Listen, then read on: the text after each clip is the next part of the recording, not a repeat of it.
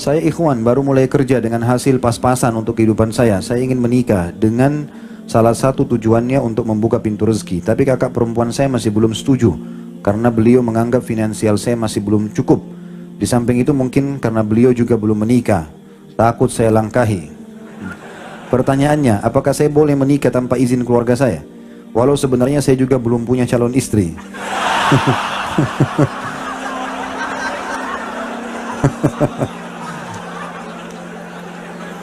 Dari tadi kita baca di awal ini pikirannya sudah ada pas. Baiklah, kita hargai niat yang baik daripada antum yang tidak ada niat sama sekali. Pertama sekali, saudarinya nggak punya hak menahan ini.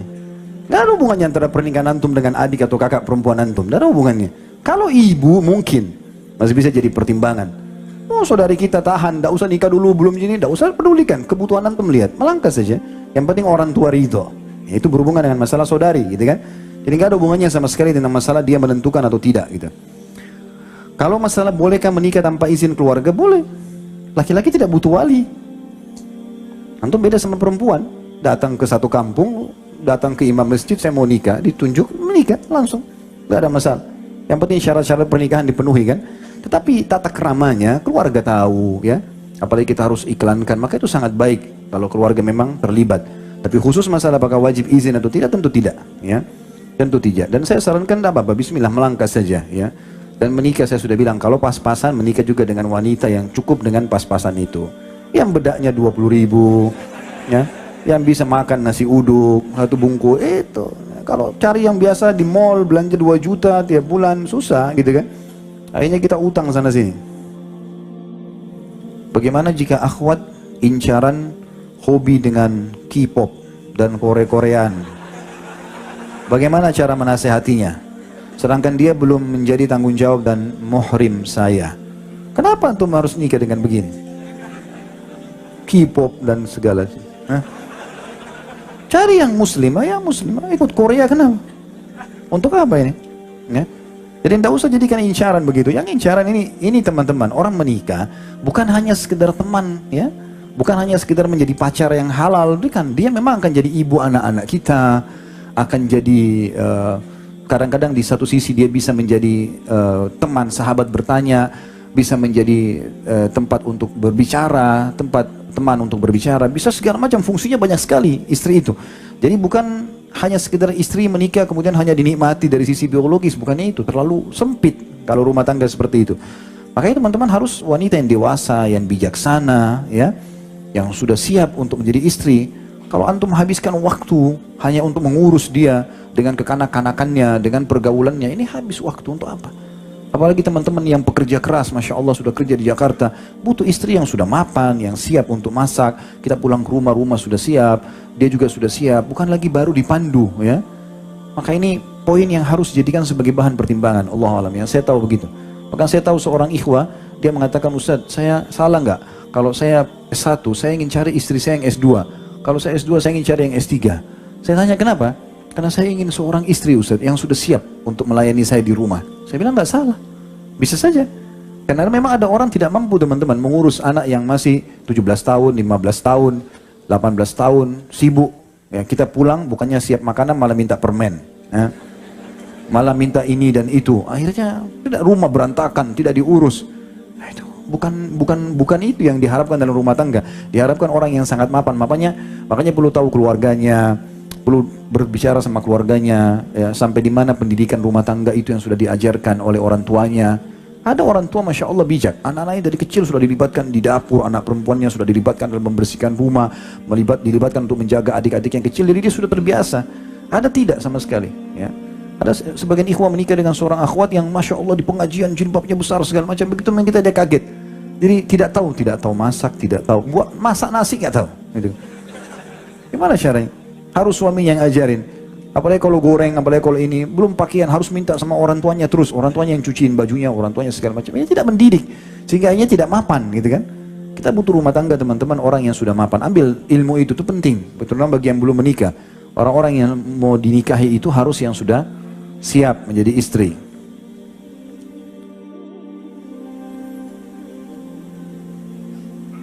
saya mendapatkan jodoh saya. Dua dan ikhtiar sudah saya apa ini? Apakah itu cobaan buat saya? Soalnya saya sudah 27 tahun dan saya punya pekerjaan dan merasa sudah siap. Mungkin maksudnya ini sudah sampai umur 27 tahun, sudah ikhtiar tapi masih belum datang jodoh juga gitu ya. Kalau memang betul-betul ya, artinya dengan kita coba membuka diri, masih belum ada yang melamar. Misalnya kalau ini akhwat ya, kemudian memang setiap ada yang melamar terus kemudian gagal lagi, maka bersabar, nggak ada masalah.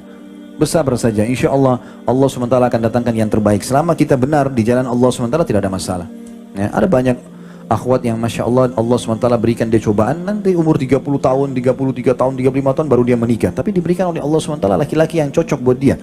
Makanya teman-teman dalam berdoa dianjurkan untuk tidak tanda kutip di sini mengatur Allah. Saya pernah ingatkan itu ya, waktu kami tabligh akbar di Makassar itu dengan Dr. Ziyad Abadi hafizahullah, salah satu pakar hadis dari Jordan, pernah datang di Indonesia mengisi daurah buat dai-dai di Malang waktu itu. Kemudian beliau di Makassar, saya kebetulan ada acara tabligh akbar lalu saya terjemahkan beliau. Beliau mengatakan salah satu yang dikatakan adalah judul tabligh akbar kalau tidak salah wasiat emas para kaum salaf. Di antaranya dia bilang, saya mau berbagi ikhwan dan akhwat sekalian. Saya ini dulu waktu menikah karena semangatnya ingin punya anak yang pejuang, yang jadi dai, yang jadi mujahid, dia bilang. Maka saya bilang, ya Allah jangan engkau karuniakan aku anak kecuali laki-laki. Saya selalu bilang begitu. Maka dia bilang, subhanallah 5 kali istri saya hamil, 5 kali keguguran. Dan selama keguguran itu, anak saya semua perempuan itu. Karena dia minta kepada Allah SWT, jangan kasih anak kecuali laki-laki. Jadi 5 kali gugur terus. Sementara itu anak perempuan yang Allah kasih. Dia bilang, lalu kemudian saya temui guru saya, kebetulan beliau muridnya Syekh Albani, rahimahullah. Maka dia bilang, saya tanya sama Syekh Albani, Syekh, tolong nasihatin saya, doakan saya supaya saya dikasih anak. Maka Syekh mendoakan, semoga Allah karuniakan kau anak yang soleh, laki-laki atau perempuan, gitu kan? Padahal Syekh tidak tahu permasalahan dia bilang, tidak tahu kalau istri saya sudah keguguran sampai 5 kali. Maka saya pun berdoa seperti apa yang guru saya berdoa, ya Allah karuniakanlah saya anak yang soleh atau soleha. Maka setelah itu lahirlah anak. Saya kebetulan pernah datang ke Jordan, ke rumah beliau di Amman, diundang makan waktu itu sebelum masuk ke Palestina. Maka pada saat itu makan di rumah dilihatin sama dia, ini Khalid anak-anak saya, anak laki-lakinya ada berapa, 3 orang atau 4 orang, ada anak perempuannya, tapi anak perempuan karena sudah dewasa di dalam. Dia bilang, alhamdulillah saya sekarang punya anak 6 atau 7, anak dia laki-laki dan perempuan ya, selang-seling satu sama yang lain. Dia bilang setelah saya berdoa begitu, alhamdulillah istri saya hamil, melahirkan normal semuanya, dan sampai sekarang semuanya sehat gitu kan. Artinya teman-teman, minta kepada Allah Subhanahu wa taala secara umum, ya Allah karuniakan saya pasangan yang soleh dan soleha. Tidak usah sebutkan kriterianya. Ya Allah saya mau yang tinggi, yang putih, yang begini dari keturunan ini. Jadi kalau belum ada itu tunggu sampai datang, gitu kan. Tapi kalau kita serahkan kepada Allah SWT, nanti Allah tunjukkan kepada kita, insya Allah itu akan lebih mudah ya. Karena kebanyakan juga ini tadi saya bilang, kalau seandainya memang yang bertanya ini sudah ikhtiar dan belum datang, bersabar. Tapi kalau sudah datang dan dasarnya kita banyak menolak, maka ini harus hati-hati. Waktu Nabi SAW melamarkan buat Julaibib. Julaibib ini sahabat Nabi, memang disebutkan cirinya begitu ya, wajahnya agak kurang, fisiknya kecil ya. Sampai waktu dia meninggal mati syahid itu diangkat oleh Nabi SAW dengan 1 telapak tangan, karena kecilnya sahabat Nabi. Nabi SAW sayang sekali sama Julaibib. Sampai beliau mengatakan, Julaibib bagian dari aku bagian dari Julaibib ini. Waktu mati syahid. Dan memang betul-betul walaupun badannya kecil tapi imannya kekar. Dia waktu ditemukan di perang Uhud meninggal, itu ada 6 atau 7 orang kafir mati di sekitar dia, dibunuh oleh dia. Yang jelas Nabi SAW datang ke rumah seorang Ansar, terkenal punya anak gadis cantik dan pintar, orangnya punya kelebihan wanita tersebut. Lalu Nabi SAW mengatakan setelah salam, saya punya hajat dengan anak perempuan kalian. Artinya seperti Nabi mau lamar.